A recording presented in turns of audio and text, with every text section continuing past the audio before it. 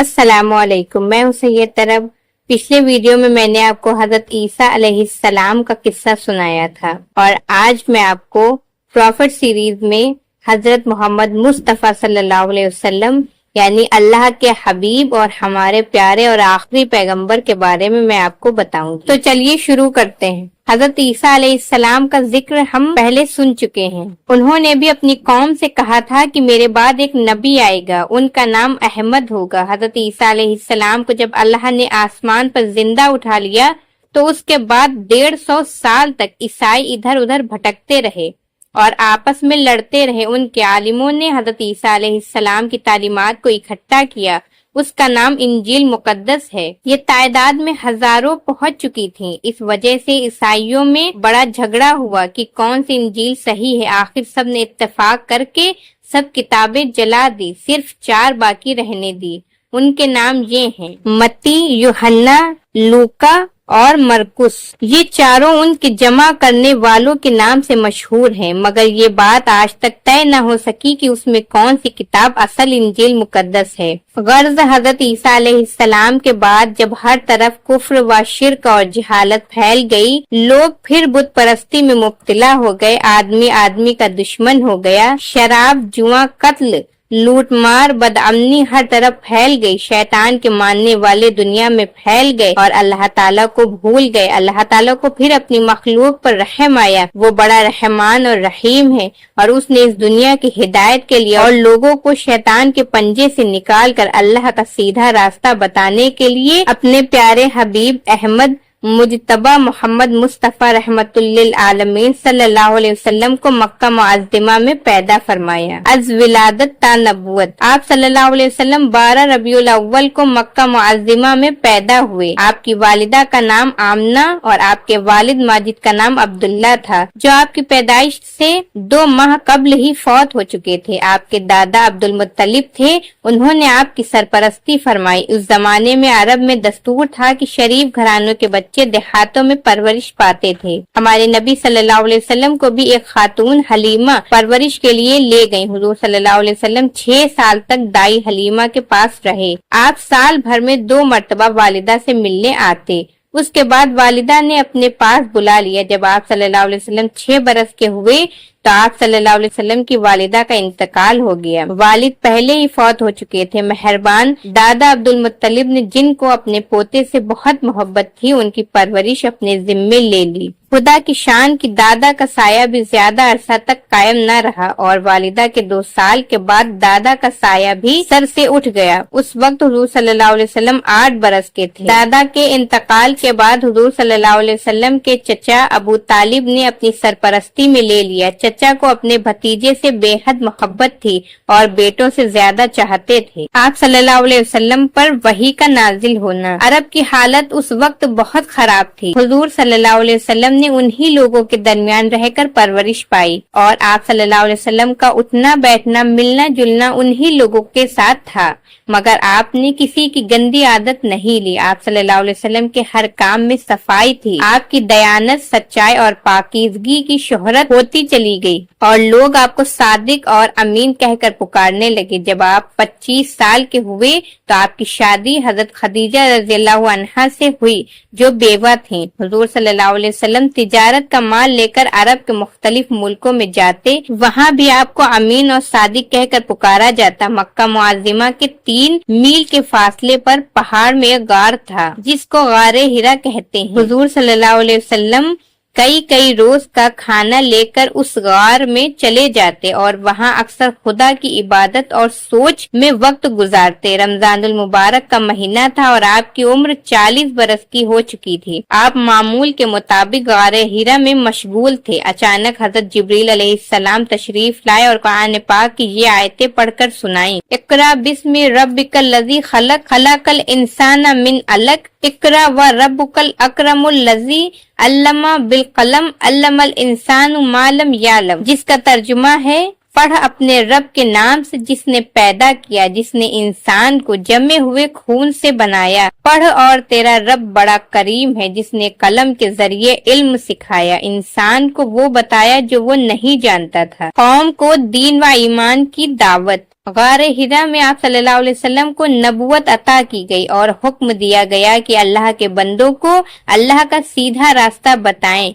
ये काम आसान नहीं था। अपनी जिम्मेदारी का ख्याल करके आप कांप गए और घबराए हुए घर तशरीफ लाए। हजरत खदीजा रज़ियल्लाहु अन्हा ने आपको तसल्ली दी और कहा, मेरे आका आप परेशान ना हो, अल्लाह ताला आपके साथ है, वो आपको कभी खौफ व रंज में नहीं डालेगा। आप सल्लल्लाहु अलैहि वसल्लम ने अल्लाह के हुक्म के मुताबिक सबसे पहले अपने करीबी रिश्तेदारों और गहरे दोस्तों को अल्लाह की तरफ बुलाया और फरमाया, कुलू ला इलाहा इल्लल्लाह, कहो अल्लाह के सिवा कोई माबूद नहीं।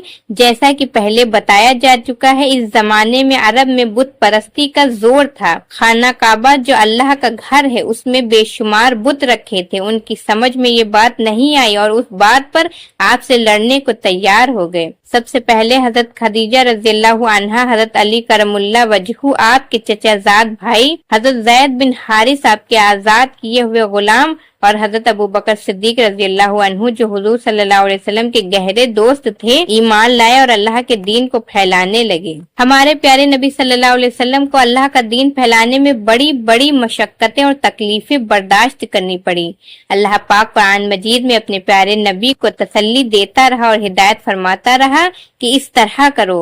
आप सल्लल्लाहु अलैहि वसल्लम की तसल्ली के लिए और कौम की इबरत के लिए पहले नबियों के किस्से बताए गए हैं। जिन कौमों ने अपने नबी का कहना माना, वो दीन व दुनिया में कामयाब रहे, और जिन्होंने अपने नबी का इनकार किया और उसका कहना नहीं माना, वो कौम इस दुनिया से भी नेस्तो नाबूद कर दी गई और आखिरत में भी उसको बड़ी सजा मिलेगी। हमारे प्यारे नबी अपनी कौम को किस तरह समझाते रहे और कौम क्या जवाब देती रही, सूरह बकरा की आयत नंबर 31 में है, जिसका तर्जुमा है, और जब उनसे कहा जाता है कि ईमान लाओ जिस तरह सब लोग ईमान लाए, तो वो कहते हैं क्या हम इस तरह ईमान लाएं जिस तरह बेवकूफ ईमान लाए। सुनो, लेकिन वही है बेवकूफ पर नहीं जानते। सूरह फुरकान की आयत नंबर 4 में अल्लाह ने फरमाया, और काफिर कहते हैं कि कुरान मनगढ़ंत बातें हैं जो उसने बना ली हैं और लोगों ने उनकी मदद की है। अल्लाह पाक उसका जवाब देते हुए फरमाते हैं, सूरह फुरकान आयत नंबर 4 और 5 में अल्लाह ने फरमाया है, ये लोग ऐसा कहने में जुल्म और झूठ पर उतर आए हैं और कहते हैं कि ये पहले लोगों की कहानियां हैं जिनको उसने लिख रखा है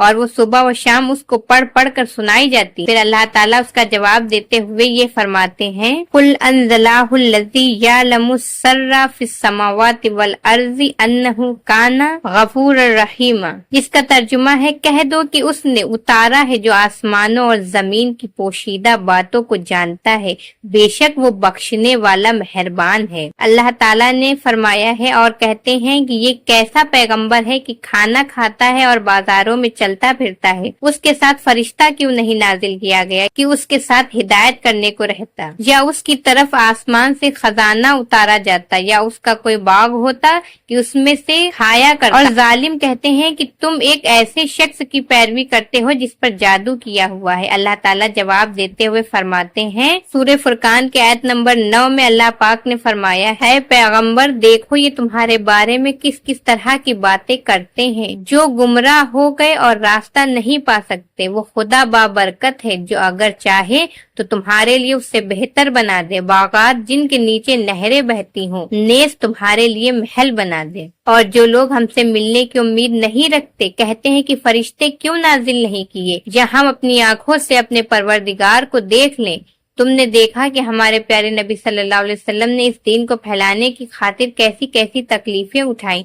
आपने सब्र से काम लिया और हिम्मत नहीं हारी। आप सल्लल्लाहु अलैहि वसल्लम का मेराज का सफर, अल्लाह पाक ने हमारे प्यारे नबी सल्लल्लाहु अलैहि वसल्लम को बैतुल मुकद्दस और आसमानों की रातों रात सैर कराई, जिसे मेराज कहते हैं। कुरान शरीफ में तुम पढ़ोगे, बिस्मिल्लाहिर्रहमानिर्रहीम, सुब्हानल्लज़ी अस्रा बिअब्दिही लैलन मिनल मस्जिदिल हराम इलल मस्जिदिल अक़्सल्लज़ी बारकना हौलहु लिनुरियहु मिन आयातिना इन्नहु हुवस समीउल बसीर। ये सूरह बनी इसराइल की आयत नंबर 1 है, जिसका तर्जुमा है, शुरू अल्लाह के नाम से जो बड़ा मेहरबान निहायत रहम वाला है। पाक जात है जो ले गया अपने बंदे को रातों रात अदब वाली मस्जिद से मस्जिद अक्सा तक, जिसमें हमने खूबियां रखी हैं कि दिखला दें उसको अपनी कुदरत के नमूने, वही सुनता और देखता है। एक रात जबकि आप सो रहे थे, हजरत जिब्रील अलैहिस्सलाम तशरीफ लाए और आपका सीना चाक करके قلب کو آب زمزم سے دھویا اور اس میں ایمان اور حکمت بھر دی۔ آپ کے پاس سفید رنگ کا براق لایا گیا جس پر آپ کو سوار کیا گیا۔ حضرت جبریل علیہ السلام نے اس کی رکاب پکڑی۔ راستے میں آپ کو بہت سے عجائبات دکھائے گئے۔ براق کا ایک قدم جہاں تک نگاہ جاتی تھی پڑتا تھا۔ آپ کو بیت المقدس پہنچایا گیا جہاں مسجد الاقصی میں آپ امام بنے اور آپ کے پیچھے تمام انبیاء نے نماز پڑھی۔ پھر تمام انبیاء سے ملاقات کرائی گئی۔ اس کے بعد آسمان کا سفر شروع ہوا اور ایک کے بعد دوسرے آسمان پر تشریف لے گئے۔ ہر آسمان پر کسی پیغمبر سے ملاقات ہوئی۔ پھر آپ کو سورہ منتہا کی طرف بلند کیا گیا۔ اس کا ذکر قرآن پاک میں اس طرح آیا ہے وَلَقَدْ رَآهُ نَزْلَةً أُخْرَىٰ عِندَ سِدْرَةِ الْمُنتَهَىٰ، جس کا ترجمہ ہے جس نے جبریل علیہ السلام کو دوسری بار سدرۃ المنتہا کے پاس دیکھا، یہاں تک کہ ایک مقام پر پہنچے۔ پھر حضرت جبریل علیہ السلام ٹھہر گئے۔ ہمارے پیارے نبی صلی اللہ علیہ وسلم نے فرمایا کہ ایسے مقام میں کوئی دوست اپنے کو کیسے چھوڑتا ہے؟ انہوں نے کہا کہ اگر میں اس مقام سے آگے بڑھوں تو نور سے جل جاؤں۔ پھر آپ کو نور سے پیوست کر دیا گیا اور 70,000 حجاب طے کرائے گئے، یہاں تک کہ تمام انسانوں اور فرشتوں کی آہٹ قطع ہو گئی، یہاں تک کہ آپ عرش عظیم تک پہنچے۔ اللہ تعالیٰ کی طرف سے ہمارے پیارے نبی صلی اللہ علیہ وسلم کو امت کے لیے تحفے دیے گئے، وہ یہ ہیں: 5 نمازیں فرض کی گئیں، سورہ بقرہ کا آخری رکوع دیا گیا، جو شخص آپ کی امت میں اللہ تعالیٰ کے ساتھ کسی کو شریک نہ ٹھہرائے اس کے گناہ معاف کر دیے جائیں گے، اور یہ بھی وعدہ کیا گیا کہ جو شخص نیکی کا ارادہ کرے اور اس کو نہ کر پائے تو اس کی ایک نیکی لکھی جائے، اور اگر اس کو کر لیا تو کم از کم 10 حصے کر کے لکھے جائیں گے، اور جو شخص بدی کا ارادہ کرے اور پھر اس کو نہ کرے تو وہ بالکل نہ لکھی جائے گی، اور اگر اس کو کر لے تو ایک ہی بدی لکھی جائے گی۔